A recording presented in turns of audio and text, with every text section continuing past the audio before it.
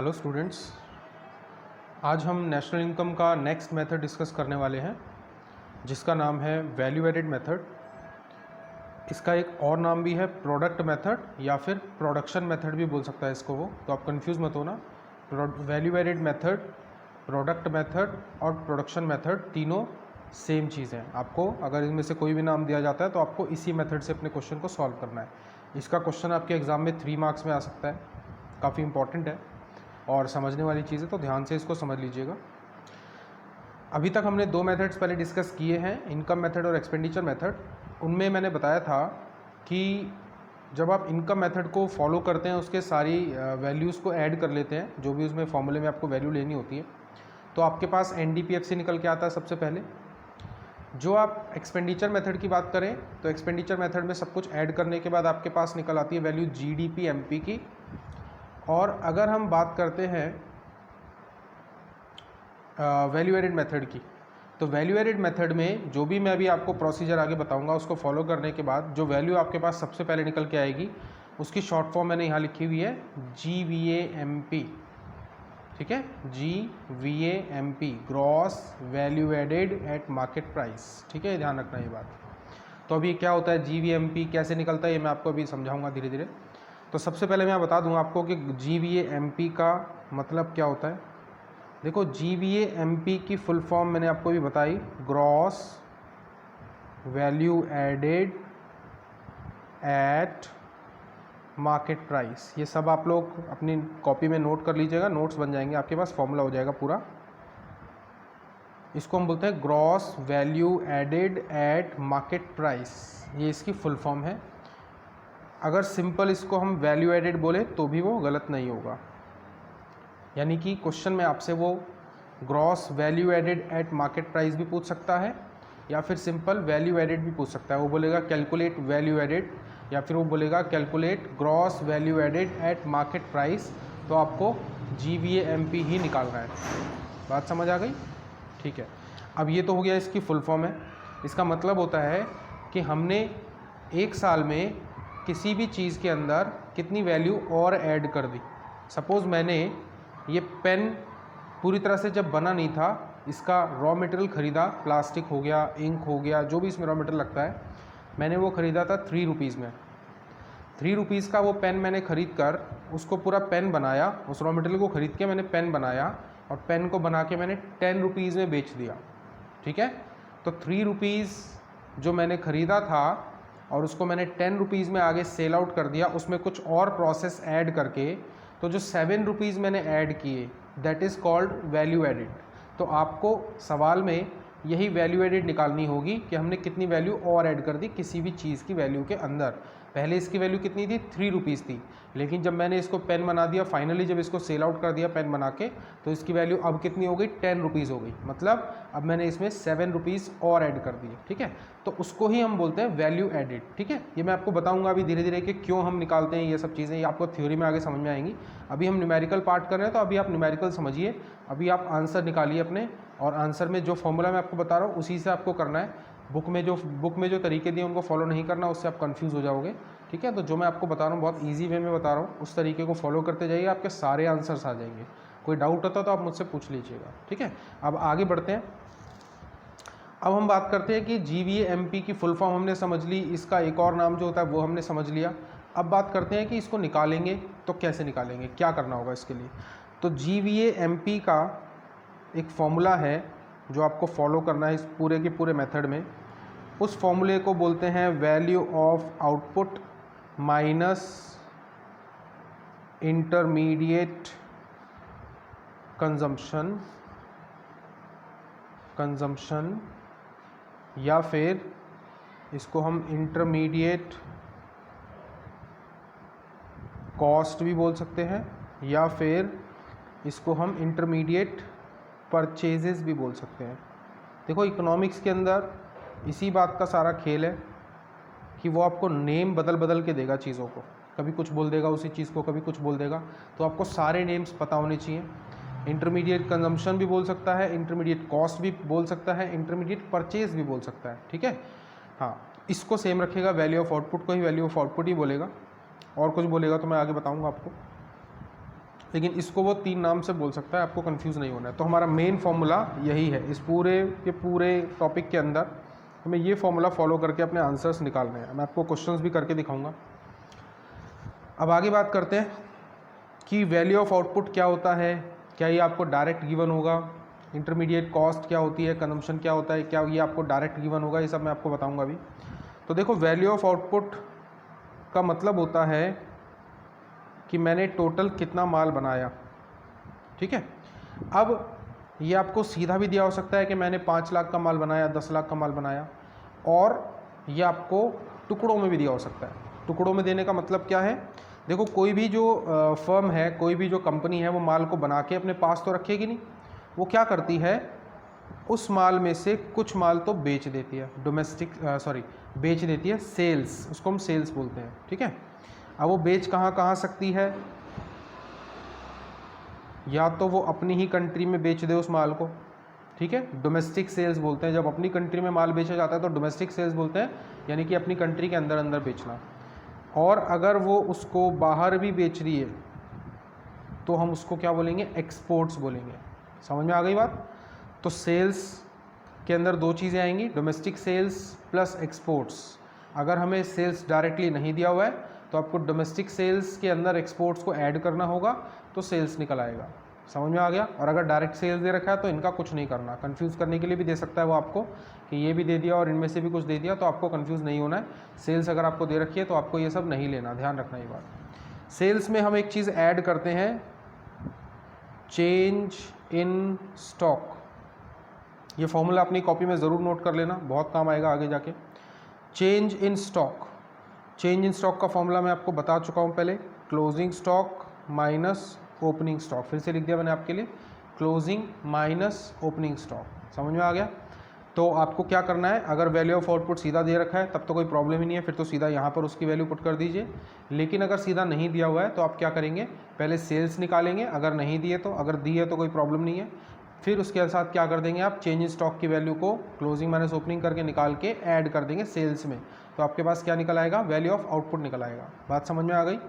Value of output यहाँ पे आ गया। अब हमें ये चीज़ ढूंढनी है, लेकिन अभी एक और चीज़ बाकी है कि अगर डोमेस्टिक सेल्स भी डायरेक्टली नहीं दी तो इसको भी निकालना पड़ सकता है। एक्सपोर्ट्स तो आपको डायरेक्टली ही देगा वो, डोमेस्टिक सेल्स लेकिन अगर डायरेक्टली नहीं दी, कई बार ऐसा हो सकता है कि डायरेक्टली ना दे, तो आपको डोमेस्टिक सेल्स भी निकालनी पड़ सकती है। तो डोमेस्टिक सेल्स का मतलब क्या होता है, अपनी कंट्री में ही माल बेचना। तो डोमेस्टिक सेल्स के अंदर क्या क्या चीज़ें आ सकती है, एक तो वो माल जो हमने हाउस होल्ड्स को बेचा है। मान लो मैं एक फर्म हूँ, मैं माल बना रहा हूँ, कोई भी मान लो ये पेन बना रहा हूँ मैं, तो ये पेन मैं किस किस को बेच सकता हूँ, आप जैसे स्टूडेंट्स को बेच सकता हूँ एक, तो उसे हम बोलते हैं सेल्स टू हाउस होल्ड्स। और क्या हो सकता है, मैंने पेन बनाया, किसी हाउस होल्ड को डायरेक्ट बेच दिया रिटेल में, लेकिन साथ साथ में दुकानदारों को भी ये माल बेच रहा हूँ होल सेल में, जिसको आप समझते हो, सेल्स टू अदर फर्म्स भी बोल सकते हैं उसको हम। हो सकता है ऐसा भी, फर्म्स को भी बेच सकते हैं। या फिर तीसरी चीज़ मैं किसको बेच सकता हूँ, ये माल गवर्नमेंट को भी बेच सकता हूँ, तो सेल्स टू गवर्नमेंट। तो ये हो गया क्या, डोमेस्टिक सेल्स के पार्ट्स। तो डोमेस्टिक सेल्स हम ऐसे निकालेंगे अगर गिवन नहीं है तो, अगर गिवन है तो सीधा सीधा एक्सपोर्ट्स में उसको ऐड कर देंगे, तो क्या हो जाएगा, वैल्यू ऑफ आउटपुट बन जाएगा। ठीक है, तो इतनी बात समझ में आ गई होगी आपको, डोमेस्टिक सेल्स कैसे निकलेगा, डोमेस्टिक सेल्स को फिर सेल्स में कैसे ऐड करना, सेल्स के लिए कैसे यूज़ करना है, और फिर वैल्यू ऑफ आउटपुट आ जाएगा। ठीक है, चेंज इन स्टॉक तो आप आसानी से निकाल लोगे, एक्सपोर्ट्स भी आपको डायरेक्टली गिवन होगा, इसके लिए आपको कुछ करने की ज़रूरत नहीं है। अब आते हैं अपने अगले टॉपिक पे, जो है इंटरमीडिएट कंजम्पशन। देखो, इंटरमीडिएट कंजम्पशन का मतलब भी बता दूँ आपको मैं पहले। मैंने जो पेन बनाया था उसको मैंने बेचा था 10 रुपीज़ में, लेकिन उसके लिए पहले से मैंने कितना खर्चा किया था, 3 रुपीज़। जो उसका मैंने रॉ मटेरियल ख़रीदा था वो मैंने 3 रुपये का ख़रीदा था, तो उसी खर्चे को हम बोलते हैं इंटरमीडिएट कंजम्पशन।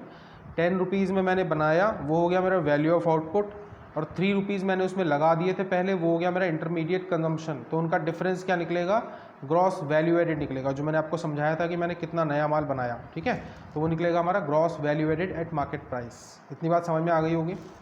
अब इंटरमीडिएट कंजम्पशन में एक बात ध्यान रखनी है, purchase of inputs of one time use, आपको वो इनपुट्स लेने हैं जो सिर्फ एक बार यूज़ होंगे, दोबारा यूज़ नहीं होंगे। अभी मैं इसका एग्जांपल दूंगा। इंटरमीडिएट कंजम्पशन के अंदर दोबारा यूज़ करने वाले इनपुट्स नहीं लिए जाते हैं, सिर्फ वन टाइम वाले इनपुट्स लिए जाते हैं जिनको हम एक ही बार यूज़ कर सकते हैं। समझ में आ गई बात? ठीक है, तो इसके अंदर क्या क्या आएगा देखो। रॉ मटेरियल, अगर हमने कहीं से कोई कच्चा माल ख़रीदा है, रॉ मटेरियल ख़रीदा है, तो वो आएगा, क्योंकि रॉ मटेरियल को हमने एक बार यूज़ किया और वो ख़त्म हो जाएगा। किसी भी अदर फर्म से कोई अगर माल ख़रीदा है, अदर फर्म्स परचेज, तो वो भी आ जाएगा इसके अंदर ही। ठीक है, किसी दूसरी फर्म से कोई माल ख़रीदा है, तो कहीं बाहर से विदेश से कोई माल ख़रीदा है तो वो इम्पोर्ट्स भी इसके अंदर आ जाएगा। और अगर किसी तरीके का इलेक्ट्रिसिटी का खर्चा हुआ है, इलेक्ट्रिसिटी एक्सपेंसेस, अगर वो कुछ किया है तो वो भी इसके अंदर आ जाएगा। समझ में आ गई बात? अब एक बहुत इंपॉर्टेंट नोट मैं आपको लिखवा रहा हूँ इसके अंदर, जिससे आपको पता लगेगा वन टाइम इनपुट्स ही क्यों ले रहे हैं हम, ये सब चीज़ें ना। नोट लिख लेना एक नीचे, purchase of machinery, labour expenses, building etcetera are not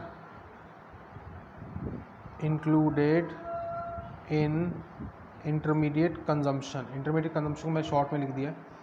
purchase of machinery, labour expenses, building etcetera are not included in intermediate consumption. मतलब ये हुआ कि ये जो सारी चीज़ें हमें लेनी है, अगर आपका क्वेश्चन में परचेज ऑफ मशीनरी दे रखा है, लेबर की कोई सैलरी, कोई वेजेस दे रखी हैं, बिल्डिंग का कोई खर्चा दे रखा है, तो उसको आपको इंटरमीडिएट कंजम्पशन में नहीं लेना है। ठीक है, क्योंकि मशीनरी हो, लेबर हो, बिल्डिंग हो, वो बार बार यूज़ होती हैं, जबकि हमने यहाँ पर क्या लिखा हुआ है, purchase of inputs of one time use. हमें सिर्फ वो इनपुट्स लेने हैं जो सिर्फ एक बार ही यूज़ हो रहे हैं। ठीक है, अब आपके दिमाग में शायद ये सवाल आएगा कि यहाँ पर मैंने लिखा है इलेक्ट्रिसिटी। अब इलेक्ट्रिसिटी तो बार बार यूज़ होती है, लेकिन हमें इलेक्ट्रिसिटी में सिर्फ उतना एक्सपेंस लेना है जितना हमारे प्रोडक्शन के दौरान लगा। ठीक है, अगर मैं प्रोडक्शन कर रहा हूँ और उस दौरान मेरी 100 यूनिट्स इलेक्ट्रिसिटी खर्च हुई, तो हमें 100 यूनिट्स का ही खर्चा लेना है। तो आपको ऐसा कुछ क्वेश्चन में ढूंढना नहीं है 100 यूनिट्स या 20 यूनिट्स, आपको वो सीधा सीधा देगा। अगर इलेक्ट्रिसिटी एक्सपेंस देगा तो आपको सीधा सीधा वो वैल्यू ले लेनी है। बस ध्यान रखना, मशीनरी की परचेज नहीं लेनी है, लेबर एक्सपेंसेस नहीं लेने हैं, बिल्डिंग का कोई खर्चा नहीं लेना, इस तरीके की कोई भी चीज़ नहीं लेने हैं जिसमें कि वो जो कि बार बार यूज़ होती है। इतनी बात समझ आ गई? तो पूरा फॉर्मूला एक बार दोबारा से रिपीट कर देता हूँ मैं आपके सामने। मेथड का नाम है value added method, product method या प्रोडक्शन मेथड, शॉर्ट फॉर्म है GVAMP। GVAMP की फुल फॉर्म है gross value added at market price, जो आपको निकालने के लिए बोला जाएगा, या फिर आपको निकालने के लिए बोला जाएगा वैल्यू एडेड निकालिए। तो वैल्यू एडेड यानी ग्रॉस वैल्यू एडेड का फॉर्मूला होता है value of output minus intermediate consumption. ठीक है, या इंटरमीडिएट कॉस्ट या इंटरमीडिएट परचेजेस। ठीक है, अब वैल्यू ऑफ आउटपुट अगर नहीं दिया डायरेक्टली तो आप क्या करेंगे, सेल्स निकालेंगे पहले, डोमेस्टिक सेल्स या एक्सपोर्ट्स को ऐड करके। डोमेस्टिक सेल्स के लिए आप sales to households, sales to other firms या फिर सेल्स टू गवर्नमेंट को ऐड कर लेंगे। तीनों को आपकी डोमेस्टिक सेल्स आ जाएगी, उसमें आप एक्सपोर्ट्स ऐड करेंगे तो सेल्स आ जाएगी, ध्यान रखना। प्लस चेंज इन स्टॉक, ये आपका दोनों चीज़ें जब ऐड करोगे आप सेल्स और चेंज इन स्टॉक, तो क्या निकल आएगा, वैल्यू ऑफ आउटपुट निकल आएगा। उसके बाद हम निकालेंगे अपना इंटरमीडिएट कंजम्पशन या इंटरमीडिएट कॉस्ट की वैल्यू। इंटरमीडिएट कंजम्पशन या कॉस्ट का मतलब होता है उन चीज़ों का, फर्म का वो खर्चा जो फर्म को सिर्फ एक बार करना है, मतलब कि एक बार में करके ख़त्म हो जाए। जैसे कि रॉ मटेरियल उसने ख़रीदा और यूज़ कर लिया, ख़त्म हो गया। कोई अदर फर्म से कोई रॉ मटेरियल ख़रीदा है, वो भी उसने एक ही बार में यूज़ करके ख़त्म कर लिया। कोई इंपोर्ट किया बाहर से, किसी दूसरे देश से कोई माल मंगवाया है, वो भी एक ही बार में ख़त्म हो जाना चाहिए। और कोई इलेक्ट्रिसिटी एक्सपेंसेस हैं, वो भी एक बार में हो जाने चाहिए। ठीक है, उतने ही लेने जितने उस टाइम के लिए खर्च हो गए। अब यहाँ पर एक इंपॉर्टेंट नोट लिखवाया मैंने, मशीनरी का कोई खर्चा हो, लेबर के कोई खर्चे हों, बिल्डिंग के कोई खर्चे हों, इनको आपको इंटरमीडिएट कंजम्पशन में यूज़ नहीं करना है, इंटरमीडिएट कंजम्पशन में इसको नहीं लेना है। ठीक है, तो अब मैं आपको दिखाऊंगा कि क्वेश्चन को कैसे सॉल्व करना है, क्वेश्चन किस किस तरीके से आपके सामने आता है। मैं आपको एक दो क्वेश्चन करके दिखा रहा हूँ, बाकी आपको प्रैक्टिस करना, मैं आपको होमवर्क दे दूँगा। ठीक है, तो आपको अभी क्वेश्चन बताता हूँ मैं। ठीक है बेटा, आप देखिए हम क्वेश्चन की तरफ चल रहे हैं। पहले मैं आपको एक दो एग्जांपल्स करके दिखाऊंगा, फिर आपको होमवर्क दे दूंगा। ये बुक आपको थोड़ा क्लियर दिख रही होगी, मेरे पास ये बुक संदीप गर्ग राइटर की बुक है, बहुत अच्छी बुक है ये, ठीक है। आप लोग भी इसी से ट्राई करना अगर किसी के पास है तो, नहीं तो मैं आपको भेज दूंगा इसका PDF। पेज नंबर 4.35 पे पहले एग्जाम्पल नंबर 4 देखेंगे हम, ठीक है। ये थोड़ा सा ईजी है, पहले ईजी वाला करेंगे फिर हम आगे चलते हैं टफ की तरफ। क्वेश्चन कह रहा है from the following data about firm X, कोई एक्स फर्म है, एक फर्म है जिसका नाम है X, calculate gross value added at factor cost, ठीक है। आपको GVAFC निकालना है। अभी जो हमने फॉर्मूला पढ़ा था उसमें मैंने आपको बताया था GVAMP, लेकिन यहाँ पर हमें बोला है GVAFC, ठीक है। तो कोई बात नहीं, पहले हम अपने GVAMP वाले फॉर्मूले को ही अप्लाई करेंगे, उसके बाद हम अकॉर्डिंगली इसको कन्वर्ट कर देंगे GVAFC में। ये हम सीख चुके हैं, GVAFC वगैरह निकालना मतलब कन्वर्ट करना हम सीख चुके हैं, ठीक है। तो GVAMP के लिए मैंने फॉर्मूला आपको बताया था अभी value of output minus intermediate consumption.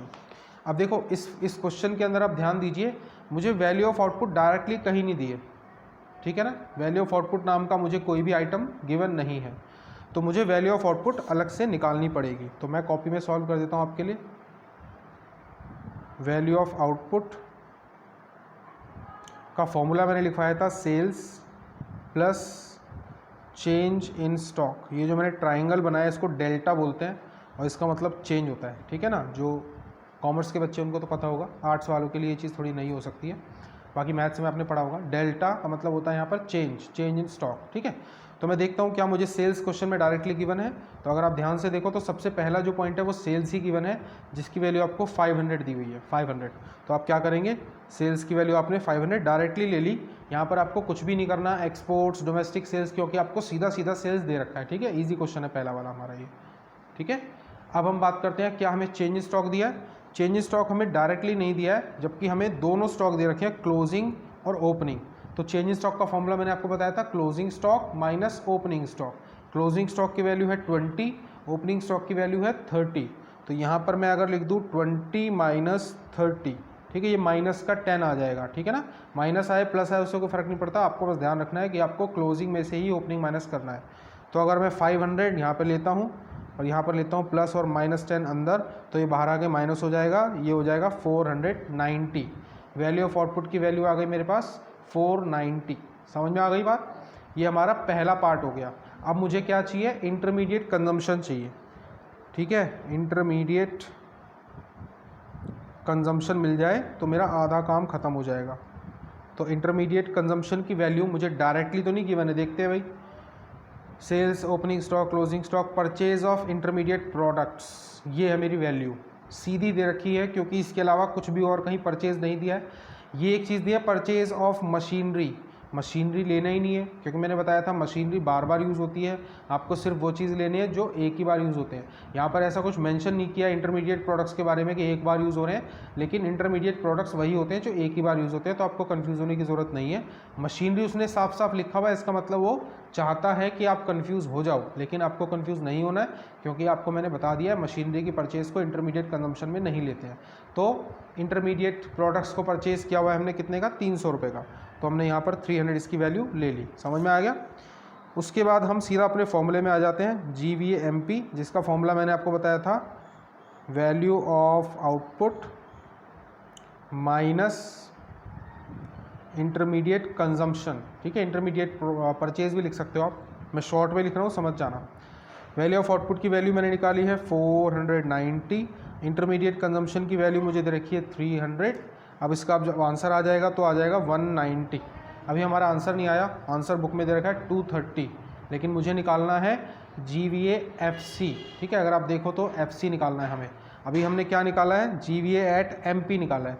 तो अब आप क्या करेंगे, वही करना है जो हम सीख चुके हैं पहले, इसी को हम GVAMP को FC में कन्वर्ट करेंगे। तो G से G तो सेम चीज़ है, कुछ नहीं करना, VA भी सेम है, कुछ नहीं करना। MP to FC के लिए क्या करना है, माइनस का NIT। फॉर्मूला याद कर लिया होगा सबने, नहीं किया तो याद कर लेना ज़रूर। तो हम क्या करेंगे, इस 190 में से, जो 190 किसकी वैल्यू है, GVAMP की वैल्यू है, इस GVAMP की वैल्यू 190 में से NIT माइनस करेंगे, ठीक है। अब देखते हैं NIT की वैल्यू हमें सीधी गिवन है कि नहीं दी है। NIT की वैल्यू हमें पूरे क्वेश्चन में कहीं पर भी डायरेक्टली गिवन नहीं है। नेट इनडायरेक्ट टैक्सेस की फुल फॉर्म होती है, जो हमें सीधी गिवन नहीं है। तो हमें क्या करना पड़ेगा, फॉर्मूला लगाना पड़ेगा, इनडायरेक्ट टैक्सेस माइनस सब्सिडीज़। तो मैं यहाँ फॉर्मूला लिख देता हूँ, अंदर लिख देता हूँ शॉर्ट में, आप समझ जाना, इनडायरेक्ट टैक्सेस माइनस सब्सिडीज़, ठीक है। अब एक और चीज़ इस क्वेश्चन में आपको दिख रही होगी कि इनडायरेक्ट टैक्सेस भी गिवन नहीं है। क्वेश्चन देखिए ध्यान से, कहीं पर भी इनडायरेक्ट टैक्सेस गिवन नहीं है, ठीक है। तो आपको इनडायरेक्ट टैक्सेस को ज़ीरो लेना है, छोड़ना नहीं है। तो मैंने अंदर रख दिया ज़ीरो माइनस सब्सिडीज़ की वैल्यू दे रखी है। सब्सिडीज़ की वैल्यू कितनी दे रखी है, 40 दे रखी है। ध्यान से सुनना क्वेश्चन में जो बोल रहा हूँ मैं, 40 मैंने यहाँ रख दिया, ठीक है। अब ये माइनस माइनस बाहर आके क्या हो जाएगा, प्लस हो जाएगा। तो 190 में अगर मैं 40 प्लस कर देता हूँ तो कितना आ जाएगा, 230 आ जाएगा मेरा आंसर। और बुक में भी हमें दे रखा है 230 आंसर। समझ में आ गया ये चीज़, ठीक है। एक और मैं क्वेश्चन आपको थोड़ा सा अलग करके दिखाता हूँ, इससे अलग, ठीक है बेटा। तो अब हम अगला क्वेश्चन देख रहे हैं, एक और एग्जाम्पल नंबर 6 है, थोड़ा सा उससे अलग है, ज़्यादा फर्क नहीं है लेकिन थोड़ा सा अलग है।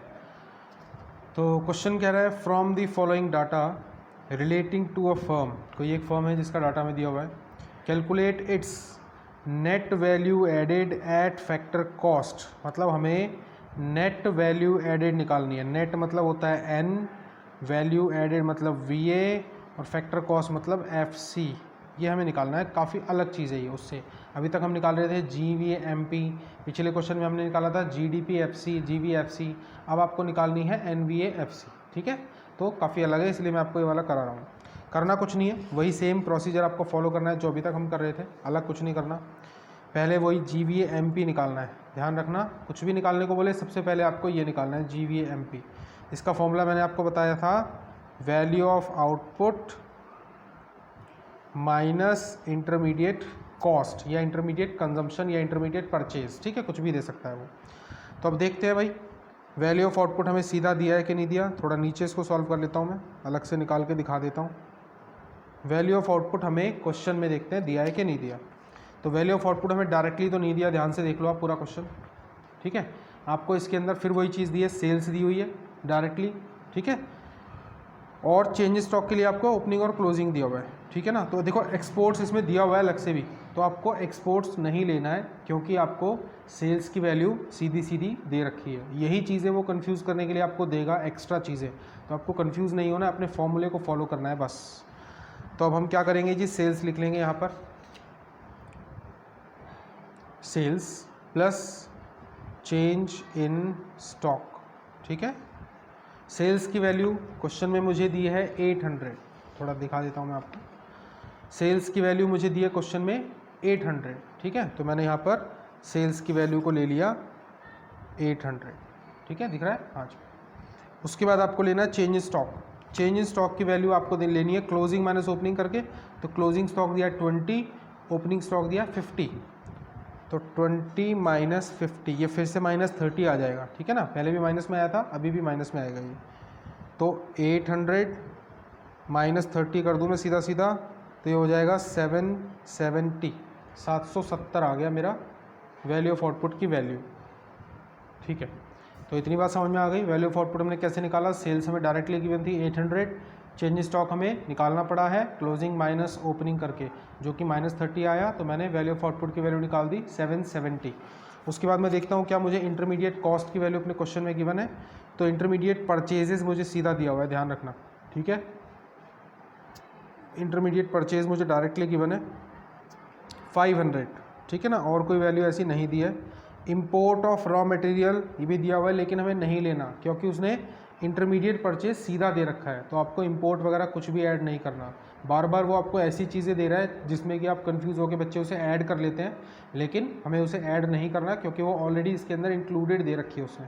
तो इंटरमीडिएट परचेजेस की वैल्यू उसने दी हमें 500, तो मैं यहाँ पर सीधा सीधा इंटरमीडिएट परचेज लिख के उसकी वैल्यू को 500 ले लेता हूँ, ठीक है। ओके, अब हम बात करते हैं आगे।